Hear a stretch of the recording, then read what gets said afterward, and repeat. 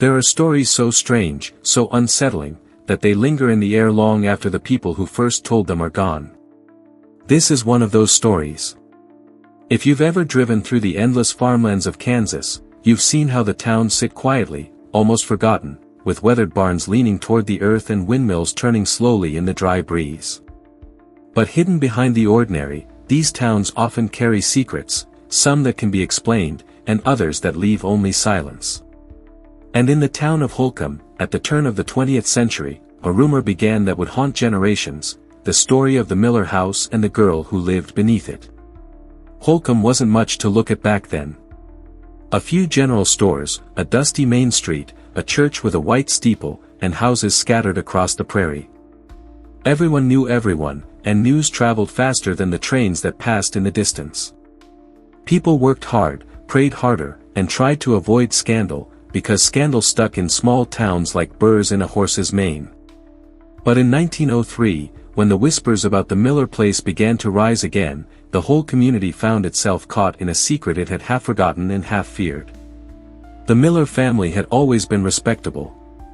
Old Mr. Miller was a widower, a stern man with a sharp jaw and eyes that seemed to study you more than greet you.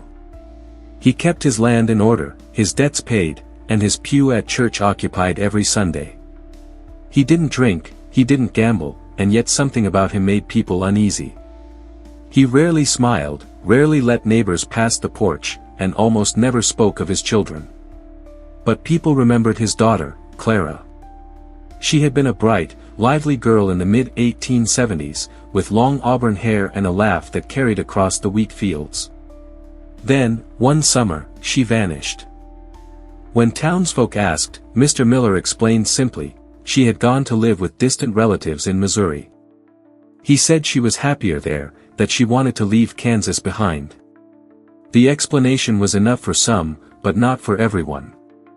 After all, no letters ever arrived, no visits were made, and no relative from Missouri ever appeared at the Miller farm. Still, in an age before telephones connected every home and before newspapers printed personal announcements, people accepted disappearances more easily. A girl gone missing was sad, but not unheard of. Sometimes families cut ties, sometimes daughters married far away. That's what people told themselves. That's what they wanted to believe. But there were other things they couldn't explain. Neighbors who lived near the Miller farm swore that in the dead of night, when the fields were silent and the cicadas had gone quiet, they heard faint sounds carried on the wind. Not the sound of animals, not the creak of wood or the moan of the prairie wind, but something sharper, more human, the sound of weeping. Children claimed they saw shadows moving in the windows when the lamps were out, or heard a voice carried across the corn, begging softly for help. Adults dismissed it as imagination, but the stories spread. The Miller house itself didn't help matters. Even in daylight it seemed out of place, with its shuttered windows and its cellar doors bolted tightly shut. Few ever stepped inside, but those who did said the air carried a damp chill, as if sunlight itself could not settle there. The kitchen floors creaked strangely, and sometimes the sound came not from underfoot, but from deep below, as though someone, or something, stirred beneath the boards. These whispers grew louder after Mr. Miller's sudden death in the spring of 1903. It was a quiet passing, no foul play suspected, yet his funeral was thinly attended. Perhaps it was because people had always kept their distance, or perhaps it was because of the unease surrounding his house. Either way, once the old man was gone, the property stood abandoned. And that was when the rumors turned into something darker. The townsfolk, emboldened now that no stern figure stood on the porch to glare them away, began to speculate more openly. What if Clara had never left? What if Mr. Miller's story about Missouri had been nothing but a lie? Some whispered that she had died in the house and been buried in the fields. Others insisted she was alive, kept hidden for reasons too shameful to speak aloud. Theories spread like wildfire: madness, sin, scandal. And then, the strangest rumor of all, that the girl was still there, alive, waiting under the very floorboards where people had heard her cries years ago. It was the kind of rumor that both terrified and fascinated. Mothers warned their children not to wander near the Miller place, yet those same children dared each other to creep as close as they could, to press their ears against the cellar door and listen. Some swore they heard a faint knocking in reply, though none dared linger long enough to prove it. Holcomb was a town that thrived on order, on routines, on the illusion that nothing truly bad could happen in their midst. Yet the Miller house stood as a reminder that appearances were fragile, and that behind every neatly painted fence, secrets could grow like weeds. The whispers of the cellar were never silenced, only ignored. And in 1903, when the county sheriff finally broke open the house to search for whatever had been hidden there, the town would learn that the truth was far worse than the rumors that had haunted them for nearly 3 decades. Families in small towns are often measured by the weight of their reputations. The Millers, at least on the surface, carried a name that commanded respect. They owned a good patch of land, their harvests were steady, and though Mr. Miller was never the warmest of men, he was considered reliable, decent, the sort of figure who bowed his head in church and spoke only when necessary. People trusted him to handle his business without fuss, and though they may have found him cold, no one doubted his discipline. Yet beneath that exterior, there were fractures that only became clear in hindsight. His wife, Margaret, had died when Clara was barely 16. The loss had shaken the household, though Mr. Miller never let it show. Where other men might have turned to family for comfort, or remarried, he closed in on himself instead.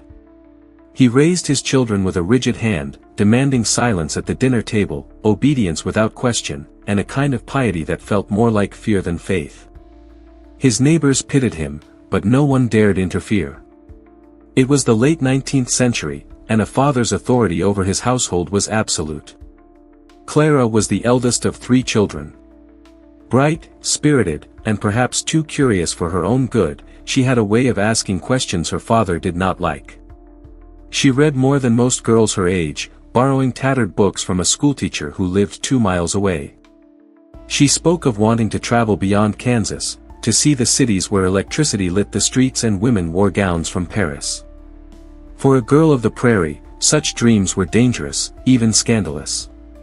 To Mr. Miller, they were signs of rebellion.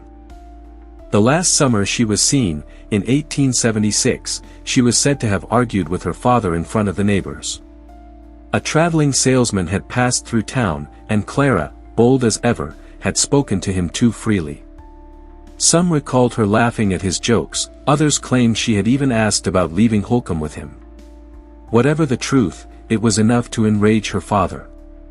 He dragged her inside the house, and that was the last time anyone saw her outside those walls. The explanation came quickly, almost too quickly. Mr. Miller told anyone who asked that Clara had gone to live with relatives in Missouri. It was said with such finality that few pressed him further. He claimed she had written, though he never produced a letter. He said she was well, though his tone left no room for questions. People accepted it, if only because to challenge him would mean prying into matters no one wanted to touch. In towns like Holcomb, families kept their troubles to themselves. Still, there were whispers. One neighbor claimed she saw a candle burning in Clara's upstairs window months after she was supposed to be gone. Another insisted she heard a faint singing from the Miller farm late at night, a girl's voice that rose and fell like a hymn. But Mr. Miller's stern presence kept such suspicions quiet. He was not a man to be crossed, and those who lived nearby soon learned that speaking too loudly about the Millers brought only cold stares and slammed doors. The younger Miller children, a boy named Samuel and a girl named Ruth, grew up under their father's rigid rule. They attended school, but they rarely socialized. Teachers described them as polite but distant, always glancing nervously as though afraid of saying too much. Ruth, in particular, seemed withdrawn, her eyes darting toward the ground whenever Clara's name was mentioned. As the years passed, it became clear that the subject of their elder sister was forbidden within the household. To speak her name was to invite punishment. But the question remained, why? Why would a father lie about his daughter's fate? Some in town believed she had been caught in a scandal, perhaps shamed the family with a secret pregnancy or a forbidden romance. Others whispered about madness, saying that Mr. Miller had locked her away to protect the family name. There were darker suggestions too, that Clara had defied him once too often, and he had silenced her forever. Yet no evidence ever surfaced, no body was found, and so the rumors lingered like smoke from a fire that would not die.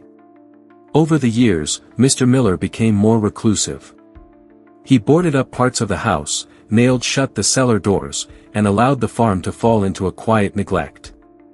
He aged into a gaunt figure, his once sharp eyes hollowed, his steps heavy with secrets. The townsfolk who once respected him now avoided his path, for there was something unsettling about a man who lived surrounded by silence. When asked again about Clara, his answers grew harsher. She was gone, she was not to be spoken of, and anyone who questioned otherwise was not welcome at his farm. For 27 years, the mystery remained. A girl vanished, a father unyielding, and a house that seemed to sigh with secrets every time the wind passed through. No one dared to pry further. Not until 1903, when death claimed Mr. Miller, did the truth begin to crawl from the shadows he had built. And when it did, it was more terrible than anyone in Holcomb had ever dared to imagine. Death has a way of loosening secrets. When Mr. Miller passed in the spring of 1903, Holcomb was not shaken with grief. His funeral was sparsely attended, more out of duty than affection. A few neighbors stood in silence, hats in hand, not because they mourned him but because in a town as small as theirs, absence would have been noticed. The pastor said the right words, but his voice was stiff, as though the earth itself resisted granting peace to the old man. When the coffin was lowered, some whispered that the ground seemed reluctant to take him back. The Miller property, left without its master, quickly became the subject of speculation. Who would inherit the land? What would be done with the crumbling farmhouse, with its shuttered windows and doors nailed shut? County officials were called in to assess the estate. The sheriff, a broad man named Harlan Green, was tasked with cataloging the house. He expected a dull afternoon, broken furniture, a ledger or two, maybe a few personal items left behind. What he did not expect was the heavy silence that seemed to press against the walls the moment he stepped inside. The air was stale, thick with the smell of damp wood and something sour that clung to the back of the throat. The kitchen floorboards creaked as though groaning under invisible weight. Dust lay heavy on every surface, and the shutters blocked out most of the light, leaving the rooms dim even at midday. Green, with 2 deputies at his side, made his way from room to room, writing notes in the margins of his ledger. But when they reached the kitchen, something caught their attention. At first it seemed ordinary, a set of cellar doors, nailed shut with heavy boards. But as Green leaned closer, he noticed the wood was worn, scratched deep in places, as though someone had clawed at it with desperate hands.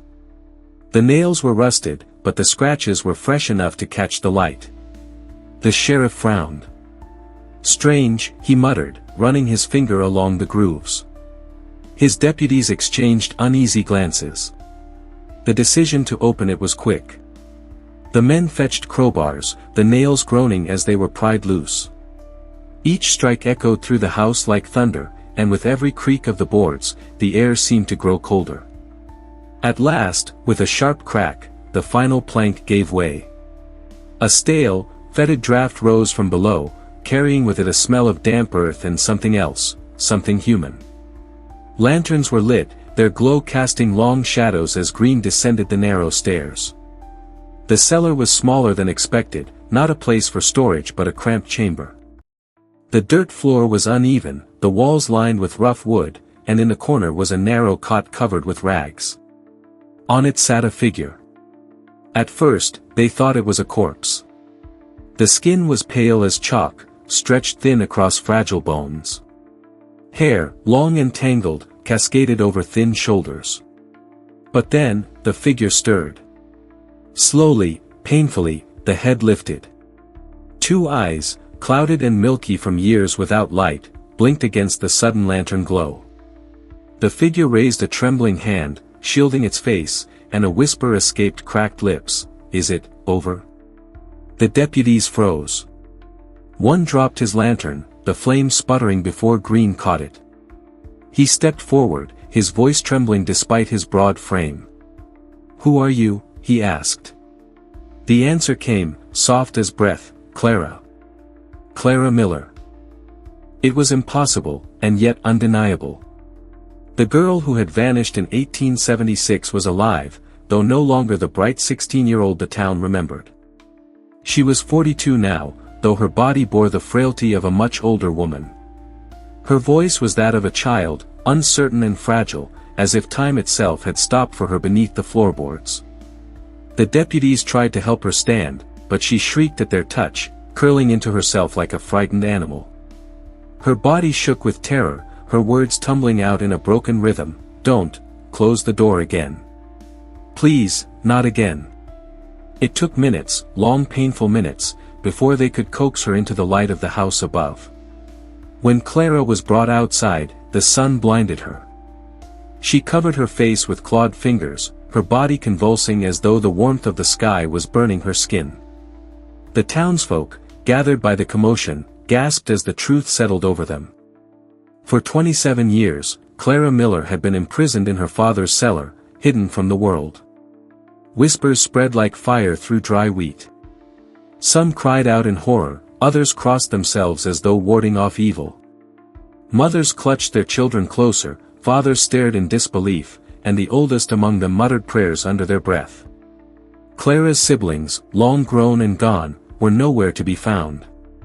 Only the neighbors, those who had once asked too many questions, stood pale with guilt.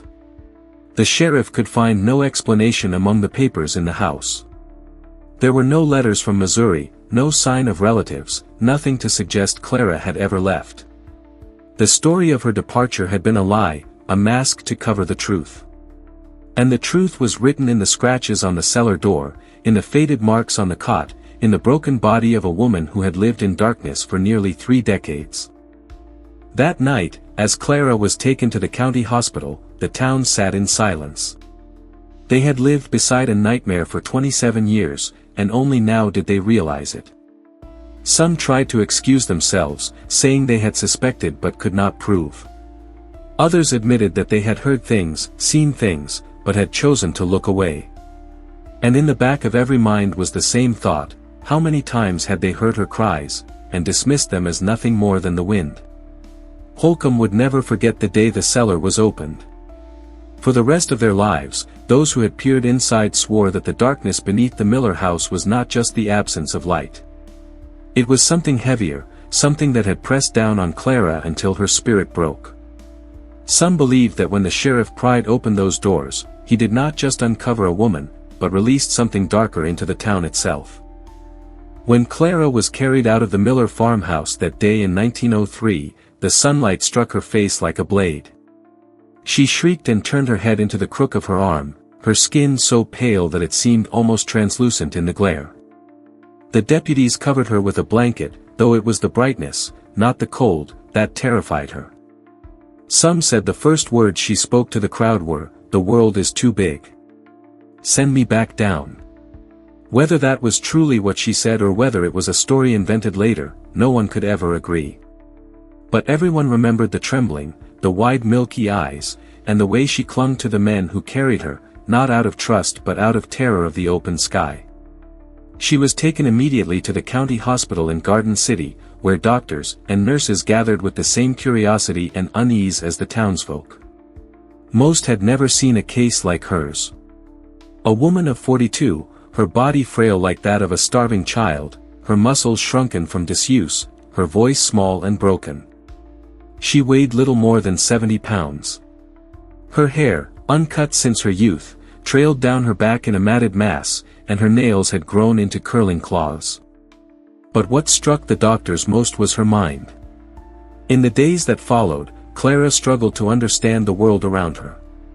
She spoke in fragments, sometimes lucid, sometimes lost in confusion. She asked about her mother, dead for more than 20 years. She asked about neighbors who had moved or died long ago. To her, the year was still 1876. When told it was 1903, she wept uncontrollably. "It can't be," she cried, "I'm still 16. I'm not old." But the reflection in the mirror, which she resisted seeing for days, told another story. Her skin was creased, her teeth yellowed, her youth stolen by the shadows of her cellar prison. When the nurses finally coaxed her to look, her screams echoed down the ward.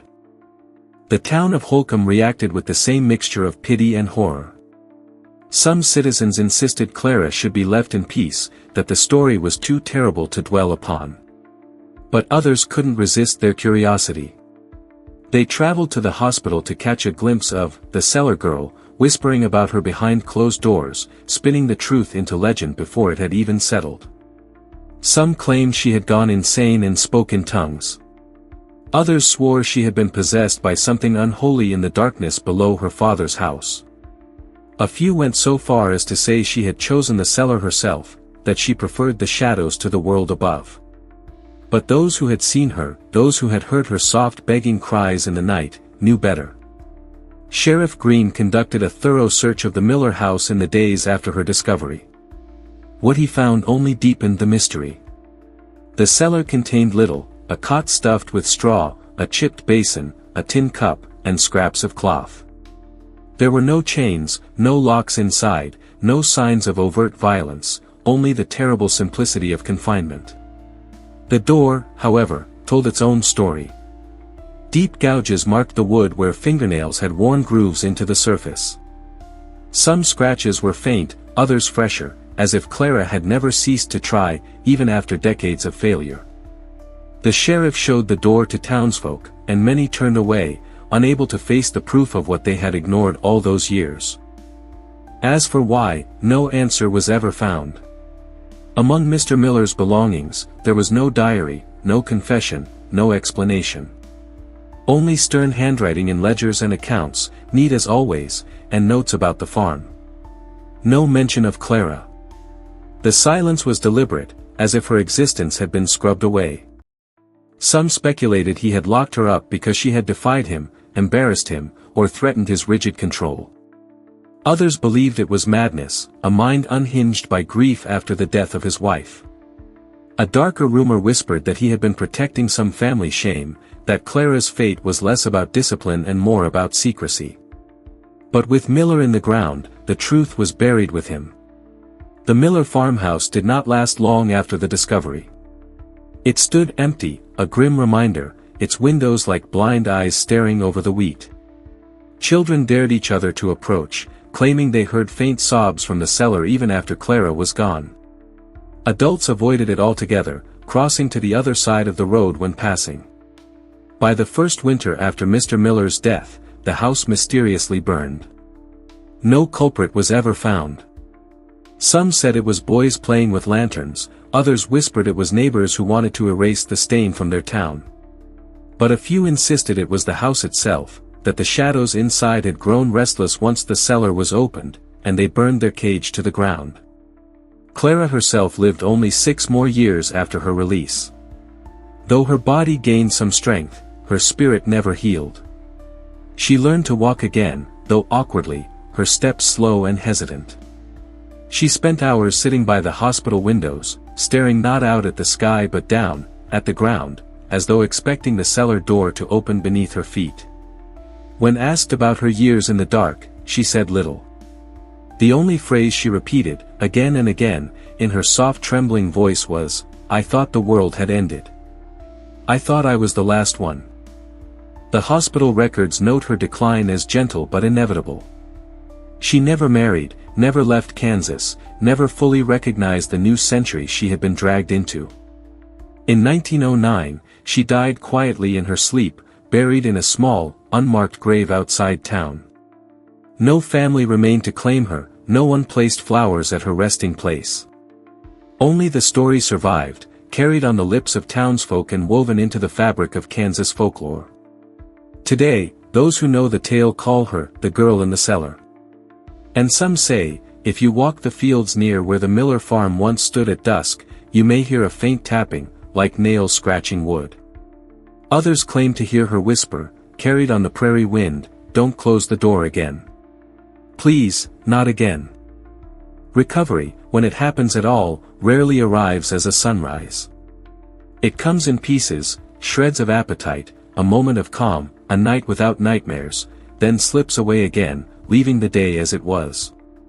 For Clara, recovery was not a promise, it was a hypothesis the Garden City Hospital tested gently, day after patient day. The nurses learned quickly that the things that steadied most patients, routine, bright rooms, cheerful voices, were exactly the things that unmoored her. Light frightened her. Clatter panicked her. Kindness, when too sudden, sent her back into herself like a bird striking a window. They placed her in a south-facing ward at first, as was customary for convalescents. By noon the sun pooled across the floor in warm rectangles. She stared not at the view outside, the sky was an unbearable expanse, but at the geometric edge of light where it met the shadow, as if that dividing line could be memorized and controlled. When the sun moved, her breath quickened, when the shadow crawled up the wall, she trembled and asked, in the voice of someone waiting for a verdict, "Will it stop there?" The doctor's notes, tight with turn-of-the-century formality, reveal a chorus of bafflement and care. One entry from Dr. Morrow speaks of advanced photophobia, most likely acquired, coupled with pronounced hyperacusis. In plainer words, the world was too loud and too bright. Footsteps in the hallway startled her. A pail dropped in the courtyard made her cry out. She asked for the lantern to be turned down, a request that both amused and unsettled the nurses. Lanterns did not dim, not as she imagined. Eventually they found a compromise, lamp shades rubbed with soot, curtains double-layered, and a shawl she could pull over her head when the world burst in. Hunger presented another puzzle. She ate sparingly, as if food were a debt she might not pay back if she accepted too much. Bread and broth were safest, meat, especially cured, confused her. She would smell it first, hesitant, and then push the plate away. On the rare days when she surprised them, dipping the corner of bread in a bit of gravy, chewing with reverent attention, the nurses traded glances full of cautious hope. More often, though, she would set the spoon back into its bowl and say, apologetically, "I will finish when the night comes." Night, to her, was still the season in which life happened. Daytime belonged to other people. Language, too, had been arrested underground. She possessed a child's grammar wearing a grown woman's exhaustion. Certain words had lengthened into talismans. Downstairs meant safety, outside meant accusation. She did not say, "Father," if she could help it, choosing instead the circumlocution, "the man of the house," spoken with an eerie politeness. When the doctor broached the subject directly, she did not weep or scream. She went quiet. Silence, learned young, had become a defensive art. After several attempts, the hospital chaplain advised the staff that to pry was to relock a door they had just forced open. "She answers best to what is small and immediate," he wrote. "Offer the things of today and do not require her to narrate yesterday." The nurses taught her the clock again. At first the hands were an insult, a pair of needles that, no matter where they pointed, accused her of being late. Eventually she learned to segment the day into units she trusted. Leaves were counted, 3 leaves falling meant mid-afternoon, footsteps down the hall, the porter's 2 trips meant supper, the squeak of wheels, laundry cart meant morning. When a storm came, a juddering July squall that drove dust against the windows and rattled every latch, she panicked so suddenly that 2 attendants had to hold her upright. The door. The door, she sobbed, and showed them, by curling her fingers and pressing her nails into her own palm, the shape of scratching. For days after, they kept a small board and a little brass latch at her bedside. She could lock it and unlock it, lock it and unlock it, until the spasm in her chest uncoiled and she slept. Sleep brought its own bruises. Nurses reported midnight murmurings, a call-and response with someone who wasn't there, one side pleading, the other side answering with the soft, bureaucratic tones of a judge in a private court. They brought laudanum once, twice, its fog made her compliant but emptied her eyes of the shy life just beginning to flicker there. The doctors stepped back. They stitched her days with repetition instead, wash basin, comb, bread, the little latch, a short walk along the corridor, then a rest in the softest corner where the sun could not find her. Progress was measured in inches. A glance out the window that lasted a heartbeat longer than yesterday. A spoonful of porridge she did not hide in her napkin. A joke she did not understand but smiled at anyway because the nurse's voice held a note she recognized from childhood, kindness attempting normalcy. Curiosity crept in disguised as caution. She asked how many steps led to the door of the ward. She asked whether the night watchman stayed awake all the way till morning, and if not, who watched while he slept. She was mapping the new prison, testing its corners, verifying that the laws here were written down and could be repeated. When an orderly taught her to wind a bobbin for the hospital's mending, she took to it with a solemn zeal. The machine's rhythm, whir, pause, click, reminded her of something harmless, like the tail of a cat thumping a rug. Work did not fix her, but it gave the hours a structure that resembled mercy. Visitors arrived, because people always do when the world delivers a marvel that is also a wound. Some came to gape, some brought violets and cakes they should have known she wouldn't eat, a few, ashamed of their curiosity, left coins with the matron and departed without asking to see her. On better days, she was brave enough to be looked at. She sat with shoulders lifted, hands composed, eyes down. On worse days, the sound of a stranger's boots could drive her under the blanket, shaking. The staff eventually banned casual visits, but stories leaked the way water does, along edges, under doors, through habit. A woman from a nearby church reported to her ladies' circle that Clara's hair was like a veil of winter weeds.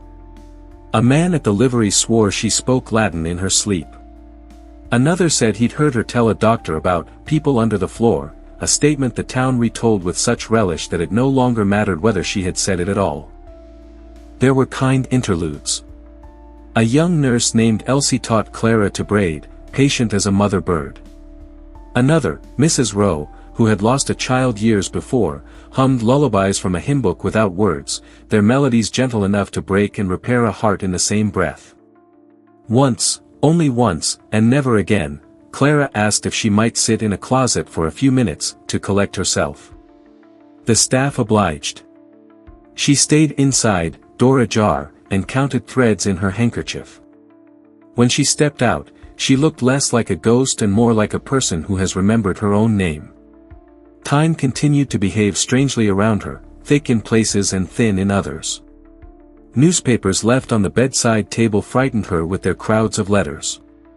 She traced the numerals, 1903, and then wrote 1876 beside them, as if demonstrating the arithmetic of loss, the subtraction of a life, neatly aligned.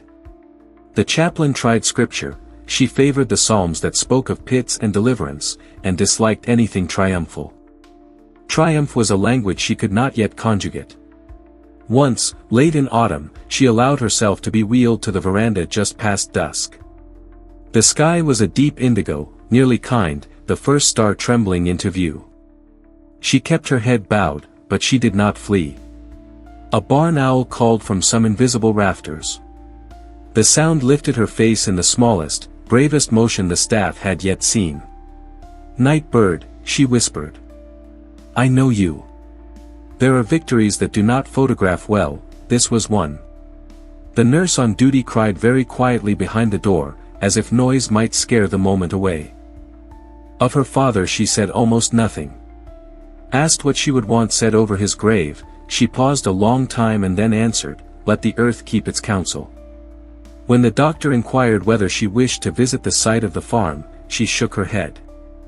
"I know the map without going," she said, and lifted the little brass latch twice, click, click, as if punctuation.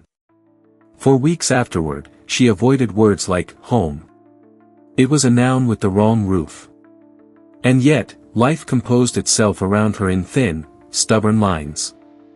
The mending pile required hands. The ward's winter geraniums asked for water. She developed a fondness for thin apple slices tucked between two biscuits, the simplest of inventions, which she insisted on calling a day sandwich, because it was the only thing about the day she fully trusted. She grew strong enough to walk the corridor unaided, pausing to touch the banister the way a pianist touches middle C, reassuring herself of a constant. The hospital ledger will never admit this, but the nurses did. Some afternoons she told a story. Not the story, they never asked for it, but a story with safe edges. Of wheat moving in waves, of a dress her mother had made, of the way summer thunder sometimes rolled like a barrel and sometimes split the air like an axe. She spoke in the present tense, as if the past were still happening somewhere she might yet visit. When the weather changed, the stories changed with it. Even pain obeyed the seasons. Those who loved her, because by then, some did, knew not to demand a future in proof. A future is a vast room, she could not cross it. So they offered thresholds instead, the taste of apple, the weight of a bobbin, the click of a latch, a sky encountered by inches. What does it mean to live after the door opens? For Clara, it meant learning that the world above was not one terrible hall of judgment, but a series of small rooms with chairs in them, where a person could rest. There was no miracle cure, no reversal, no bright headline to say, she is whole. But there were afternoons when she forgot to be afraid, and that is a kind of wholeness, too. By winter's end, a new rumor, quiet and tender, began to circulate, not the sensational kind that sells a memory to the highest bidder, but a rumor made of observation and care, that when the lamps were lowered and the ward fell to a dark kind of peace, one could hear a soft, almost contented sound from the corner bed by the double curtains. Not tears. Not prayer. The sound, the nurses said, of someone practicing how to breathe in a new world without apologizing for it. In the months after Clara's rescue, the Miller farmhouse stood silent at the edge of Holcomb like a tooth left to rot in an otherwise clean mouth. Its paint peeled under the sun, its shutters rattled in the prairie winds, and the cellar doors, though now unbarred, remained shut, as if the house itself had no desire to be reminded of what it had concealed. People said that from the road it looked less like a home than a skull, hollow-eyed windows staring at the fields, a grin of boards where the porch sagged. At first, the sheriff placed a guard at the property, hoping to keep away the curious. But the guard rarely lasted more than a week.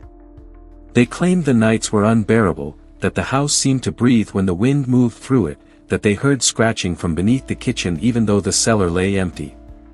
One man swore that he woke at dawn to find handprints in the dust on the inside of a window, handprints too small and delicate to have been his own. After that, Sheriff Green stopped assigning guards. He told people the house was cursed ground and best left alone. But small towns cannot resist their own shadows. Children dared each other to sneak inside, slipping through the loose boards when no one was watching. They returned wide-eyed, speaking of cold air that lingered in the cellar like fog, of whispers that sounded like someone repeating the words, "Let me out." Some claimed they had seen a pale hand reach from the darkness, though whether that was truth or fear transforming cobwebs into fingers, no one could say. Parents scolded them, but even the adults avoided the road past the Miller place after sunset. It was easier to cross the fields, even if the mud was deep and the detour long. Preachers in nearby churches began to speak of the house as a warning, folding it into their sermons. They said it was proof of what happens when a man lets pride and secrecy take the place of God. The farmhouse became less a property than a parable. Yet while the sermons gave people language to condemn the Millers, they also fueled the fascination. Gossip works best when dressed as morality. As the year wore on, the house became a landmark of dread. Travelers passing through were pointed toward it, that there's the place where the girl lived under the floorboards for 27 years. It became a kind of currency for the town, a story to trade for astonished looks, a secret they both hated and needed.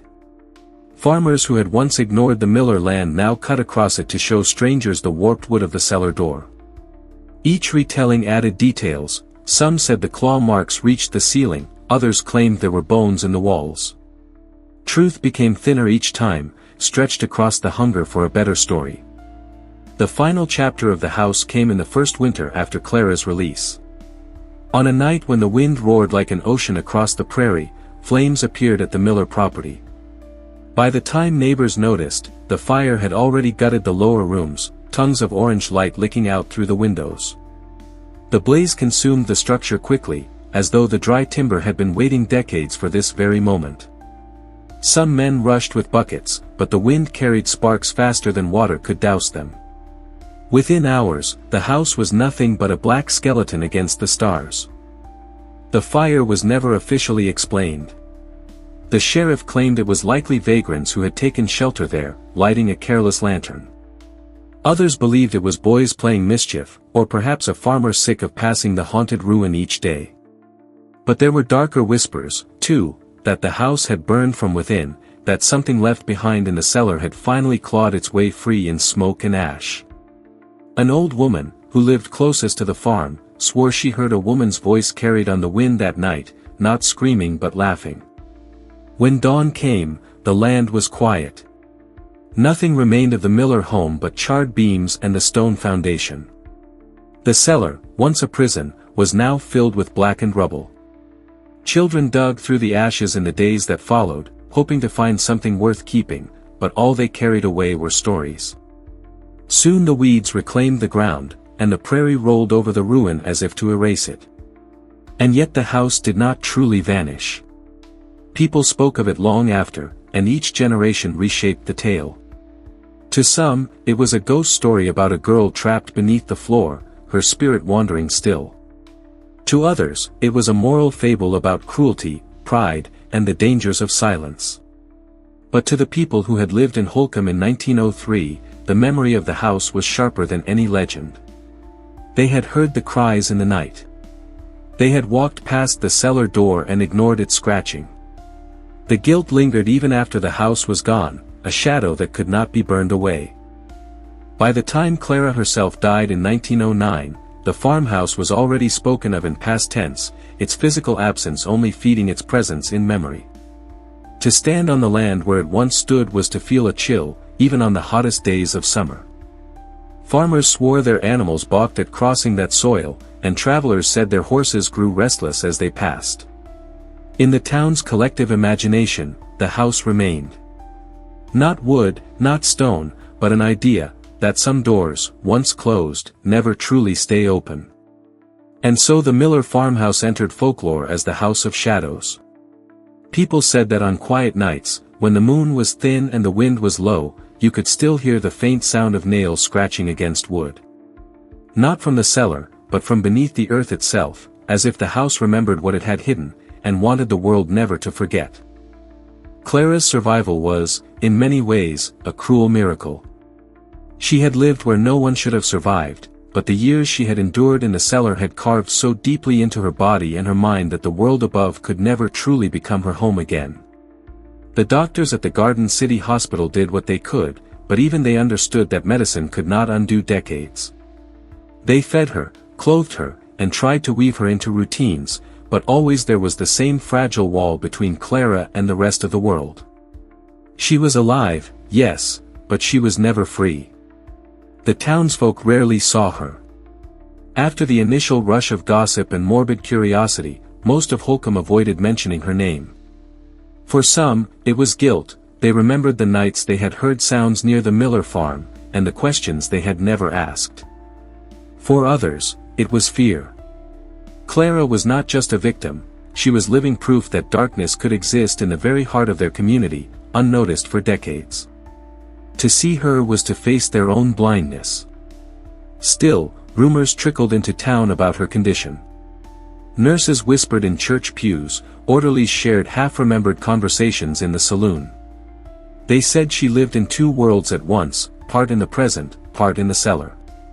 Some days she seemed almost normal, sitting quietly with her hands folded, repeating prayers from memory. Other days she screamed if someone closed a door too loudly, convinced the latch was sealing her back underground. A nurse recalled how she refused to sleep unless a lantern was left burning, no matter how dim. The dark, Clara whispered once, is too full of voices. Her siblings never returned for her. Samuel had moved west years earlier, chasing work on the railroads. Ruth had married and left Kansas altogether. Neither came back to see the sister who had been buried alive beneath their childhood home. Whether they felt shame, fear, or simply the desire to leave the past behind, no one ever knew. Clara was, in the end, alone. By 1907, her body had begun to fail. Decades of malnutrition had left her bones brittle, her lungs weak. She suffered from spells of fever that came and went without reason. Doctors described her as frail beyond her years. But what lingered most in their notes was not her body's decline but her voice, the way she spoke like a child, her sentences broken, her words soft and deliberate. Time stopped for her in that cellar, one physician wrote. She is not a woman of 40, she is a girl of 16, aged without ever growing. Despite her fragility, Clara became a kind of legend within the hospital. Staff members took quiet pride in caring for her. Some even loved her in their way, not for who she had been but for the strange, half-broken presence she was. Nurses braided her hair, cut it shorter when it tangled, and gave her simple dresses of pale fabric. She liked ribbons, not because of vanity but because they felt like order, something tied and neat. Once, when given a new pair of shoes, she wept, not because she was happy, but because she said she had forgotten how to walk with anything on her feet. Visitors from outside the hospital still came from time to time, hoping to see the girl in the cellar. Most were turned away, but the ones who were admitted often left disturbed. They expected madness, screaming, perhaps even a wild ghost of a woman.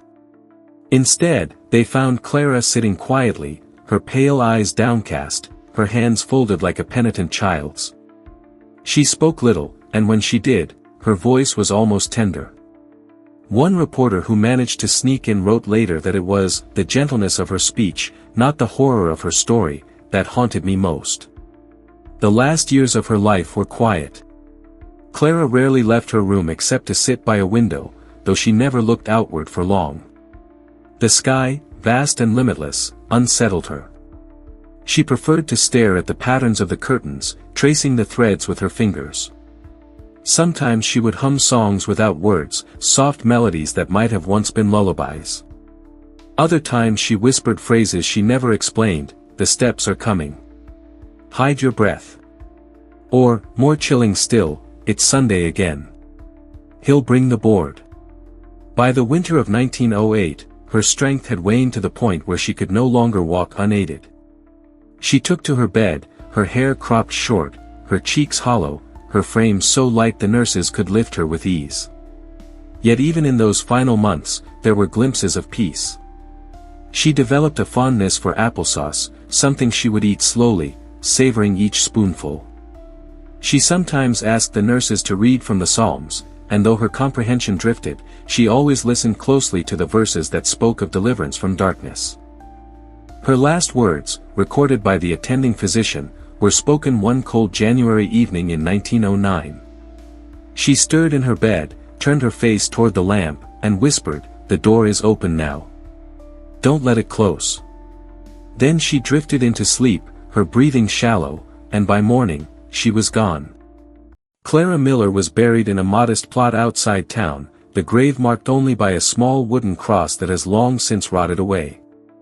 No family stood by as the earth was filled in.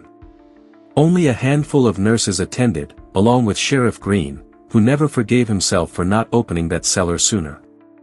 They said the day was gray, the sky low, the air still. No birds sang. In the years that followed, Clara's story remained both a wound and a warning in Holcomb. Some spoke of her as a tragic figure, a victim of a cruel father and a blind community. Others wrapped her memory in superstition, saying her spirit wandered the prairie fields, searching for the cellar door that had defined her life. Children grew up daring each other to whisper her name at dusk, convinced that to do so would summon her pale shadow. But for those who had seen her, truly seen her, the memory was simpler and more painful. She was not a ghost, not a fable, not a warning. She was a woman whose life had been stolen, who had lived in darkness until she could not live at all in the light. Her story was a reminder that some prisons are built not of stone, but of silence, and that silence can last longer than any walls. A town does not choose its legend, it inherits it, the way families inherit a peculiar eye color or an old scar.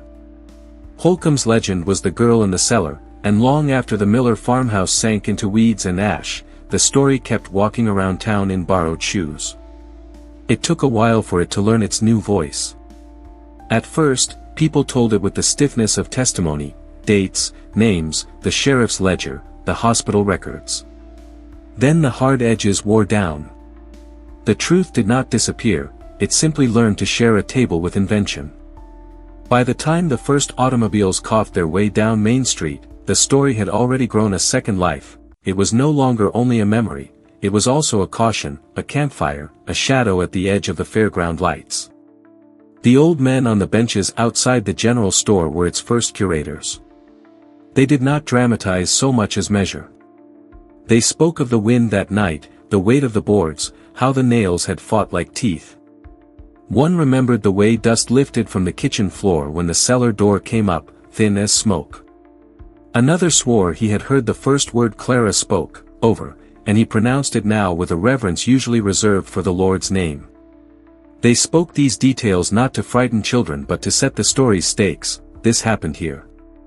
Do not forget the weight of it. But children require thresholds, and so the legend obliged. Every summer, when the wheat stood tall and the air turned metallic with heat, the daring games began. A band of boys and girls would ride out to the edge of the field where the Miller land lay flat and unmarked save for a stubborn rectangle of poor grass that never grew right, the place, they said, where the house had stood. They would pick at dusk, the exact minute when the sky was neither day nor night, and lay a hand flat on the soil. If the earth was warm, they claimed, you were safe for another year. If it felt cold, you would dream of steps and latches. They performed this ritual with the gossiping seriousness of altar acolytes, then biked back to town, the legend shivering after them like a streamer. The churches tried to keep the legend tamed. Pastors threaded it into sermons, pride leads to cruelty, secrecy to sin. Mothers folded it into warnings, tell me where you are, keep the doors open, do not go with men who speak softly and carry nothing in their eyes. In this way the story became a moral fence line. But fences cannot keep out the weather, and weather is what a legend becomes once it has soaked into a place. It arrives as superstition and leaves as atmosphere, a pressure drop, a smell of iron, a habit of looking back when you walk past a certain ditch. In the 1920s a traveling photographer came through, selling postcard portraits and tall talk. He asked after the Miller story and, upon discovering that no photograph of Clara existed, offered to stage one. He found a girl with pale eyes and a talent for holding still, sat her in a cellar of his own invention, and sold the resulting cards at the county fair. Folks bought them in a rush, then tore them up under cover of night, ashamed at what they'd wanted. But the hoax had done its work. It taught the town something it already half knew, that legend is not proof but permission. It permits the imagination to walk where the truth refuses to go. The sheriff's ledger, too, became a relic. Once a year a teacher would bring it to her classroom and let the children see the page where the handwriting changes, where the usual tidy columns of weights and acreages give way to a paragraph stilted by horror. The children squinted at the brown ink, at the word discovered, at the odd, almost tender detail of the tin cup.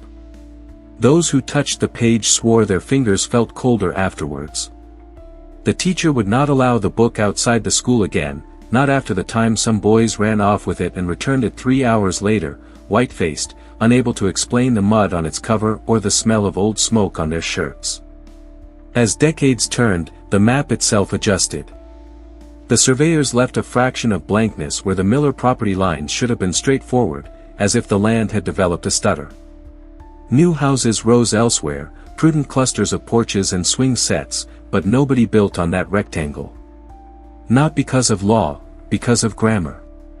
The town's sentences did not want a clause there. The prairie, too, seemed complicit. Birds skirted it. Snow lasted longer on it. In summer, the grass at the center browned early, an island of fatigue in a green sea. After the Second War, teenagers layered their own varnish on the legend. Windows down, radios whispering, they parked at the field's edge and told one another versions designed to test thresholds of fear and desire.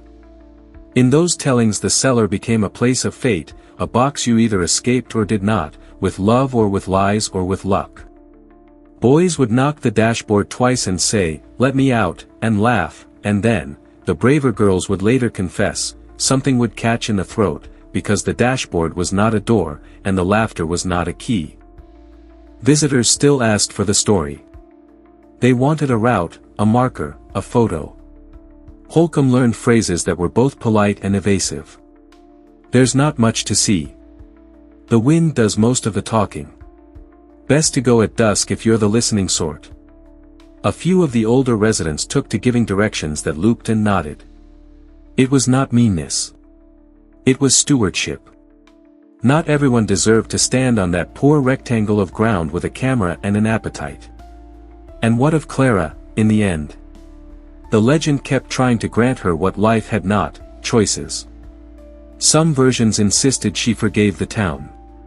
Others said she never spoke again after the night of the fire. A sweeter, later generation invented a window she learned to love, and in that window a thin wedge of sky she claimed as her own. Truth, so far as truth survives embalming, is plainer and sterner. She lived, frightened and gentle. She died, the way gentle people often do, quietly, while other people were sleeping. The legend cannot abide such smallness, so it sent her walking. In one telling she crosses the wheat at midnight, head bare, whispering to the larks. In another she kneels in the dust and presses her ear to the ground, listening not for help but for the sound of doors staying open elsewhere. There are evenings, ask anyone honest, when the wind lies down and the crickets pause as if holding their breath, and the whole prairie seems to tilt toward hearing. On those nights, if you stand at the lip of the old foundation and think no thoughts at all, you may hear a soft, deliberate sound. Not scratching. Not sobbing. The sound of a brass latch being lifted and set down, as if a hand were practicing the motion that the world once denied it. Some say it's only fence wire in the breeze. Some say it's the memory of a nurse's pocket watch. But a legend, when it has done its work, does not ask to be believed. It asks to be kept. So Holcomb keeps it. In the careful way they tell the story to children. In the small, stubborn square of grass no one plows. In the habit, learned slowly and passed down like a hymn, of leaving doors ajar in summer, just enough for night air and mercy to pass through. A town does not choose its legend, but it may choose its vow. Holcomb's is simple, let the light in, and if someone whispers from below, listen.